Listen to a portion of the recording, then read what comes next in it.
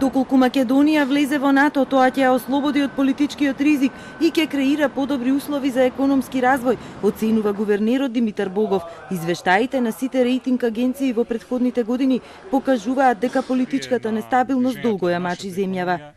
Моето видување е дека политичката нестабилност е константа во Македонија.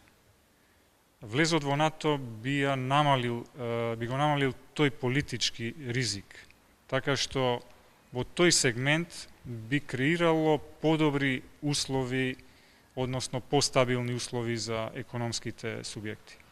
Првиот човек на Централната банка смета дека се уште е рано да се каже дали економијата годинава ќе оствари предвидената стапка на раст од 3,2%, откако стагнираше минатата година. НБМ во моментов ја прави новата рунда проекции, бројките ќе ги објави на стартот на мај. Од почетокот на годинава извозот оди одлично, многу над очекувањата, што може значајно да придонесе за повисок економски раст. Богов со своевидна поостра порака до актуелната власт, од чие парламентарно мнозинство пак зависи дали би добил уште еден гувернерски мандат. Извозот, вели, најмногу пораснал во зоните, кои таа во опозиционерските денови жестоко ги критикуваше.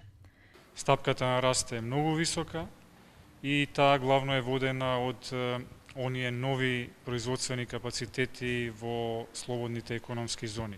Значи, оние толку критикувани капацитети го водат извозот и со тоа веројатно ќе имаат значаен придонес врз економскиот раст во оваа година.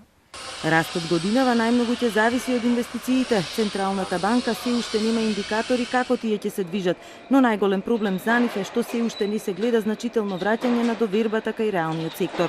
Ако тоа се случи, компаниите ќе инвестираат, тоа ќе ја зголеми побарувачката за кредити, а банките имаат доволно потенцијал да го поддржат тој кредитен раст. НБМ пред еден месец ја намали каматата, бидејќи условите за монетарната политика ги оцени како стабилни, инфлацијата ниска, а девизните приливи солидни.